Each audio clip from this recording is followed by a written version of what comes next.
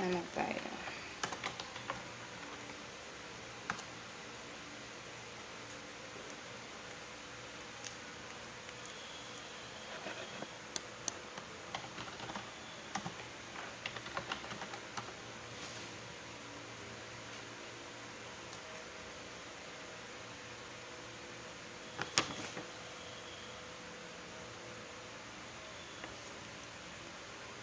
Hi, hi, hi.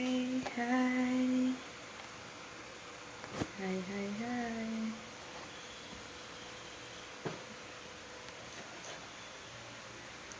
Nax.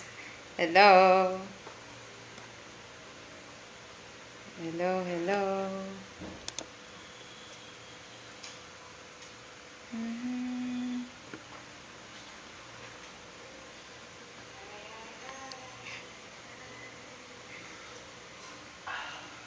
Hello, hello.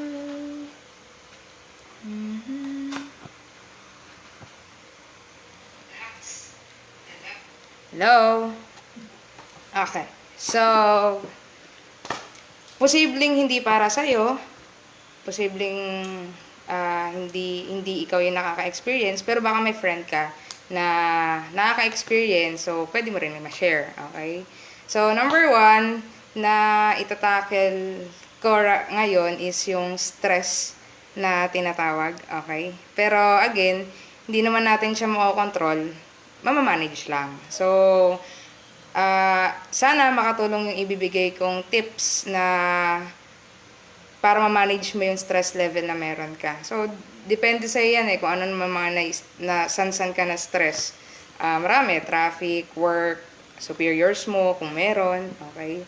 So, again, pwedeng hindi para sa'yo, pero baka may friend ka, relatives ka na pwedeng matulungan nitong live video. Pwede mo siyang, pwede mong i-share sa kanya to. So, sa akin, based dun sa studies or sa mga na natutunan ko rin before, number one na makakatulong para medyo ma-manage or bumaba yung stress level natin is sweat every day. Okay? Anything na makakapagpawis ka, like exercise, boxing, or kung ano man yan, basta malalabas mo yung sweat mo, okay? Nakakatulong siya kasi yung pagpapawis everyday, meron siyang lumalabas na endorphin sa atin or yung aka happy hormones. So, yun, pwedeng matulungan yung tao na bumaba yung stress level because of nag-exercise siya everyday. Kahit small amount lang ng oras, pwede na. Okay, kahit minutes lang yan, basta magpapawis yung tao, pwede na yun. Number two, get more sleep. So, nakakatulong din na makababa sa atin ng stress level yung enough yung sleep na meron ka. Kasi, kapag kulang ka sa tulog, medyo mataas kasi yung level na mababad trip ka kahit ang liit-liit lang naman nung nangyari.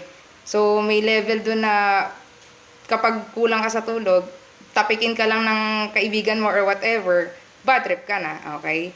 And, nakakatulong din number 3 yung talk to someone. Iba pa rin kasi kapag meron kang kinakausap na tao na may hingian mo or malalabasan mo ng kung anong meron ka.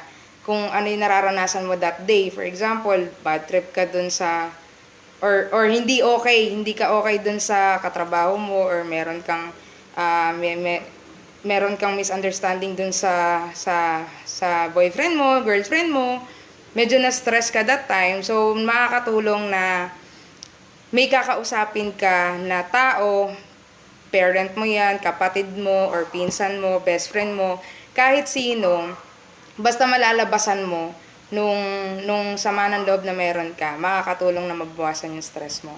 Okay? So, number 4, okay, listen to good music.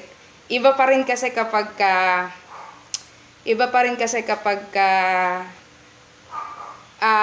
okay yung naririnig mo eh. Lalo na kapag music mo talaga, genre mo talaga yung pinapakinggan mo. Syempre, merong iba dyan, kapag ka bad trip kung saan-saan or kung hindi siya okay dun sa nangyayari, may iba mag-earphone, mag-headset, tapos, nagiging okay na rin sila. So, tendency, medyo mabawasan yung stress level kapag ka okay talaga yung pumapasok na sounds or music sa'yo internally. Nakakatulong siya na bumaba yung stress level. And number 5, rest if you are. So, kung talagang pagod ka at saka hindi talaga okay yung feeling, wala namang masamang magpahingi. Wala namang nagsasabi sa yung bawal kang magpahingi. Again, kung toxic ka na that day, pwede kang magpahinga. So, hindi naman siya yung tawag dito.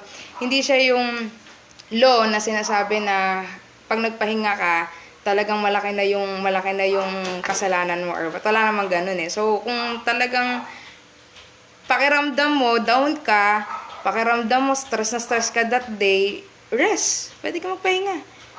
Pwede mong, para ma-regain yung energy na meron ka.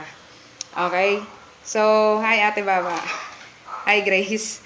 Okay, so yun. Again, kung nakakatulong sa inyo yung sinabi ko kanina, meron pa akong ibang tips na malay nyo, helpful sa inyo, or again, kung hindi naman helpful sa iyo, baka dun sa kakilala mo, sa friend mo, or sa relative na malapit sa iyo, pwede ko siyang i-share sa iyo. Pwede kang mag-comment dito, and pwede ka rin mag-send sa akin ng message kung, for example, gusto ko pa ng ibang tips, kung meron ka pa. Again, kung nakakatulong, sige. So, pwede mo i-message privately, and pwede ka rin naman mag-comment dito. Send ka lang sa akin. Okay? So, yun, sana since medyo maano yung stress kasi ngayon, medyo mataas because of the traffics and other situations. So, I do hope yung binigay kong ilang tips, pero meron akong kung gusto nyo pa ng further, meron naman akong idadagdag. Okay? Chat ka lang or yun nga, comment ka dito kung ano pa yung tips na meron ako. So, kung nakakatulong, ulit po, hi, hello. Okay, pwede nyo po akong feel free to message me. Again, ulitin ko, pwedeng hindi sa'yo to, pero baka meron kang specific person na matutulungan nung pinaka-video. So, yun lang po, and ang oras na ba? Nag-aano kasi, ayan. So, maaga-aga pa naman, dun sa mga maaga yung pasok, pwede na kayong mag-rest ngayon. Okay, so, yun lang po, good night, and looking forward na mas okay yung energy niyo kinabukasan by applying those tips na binigay ko. Okay, so, yun lang po, thank you!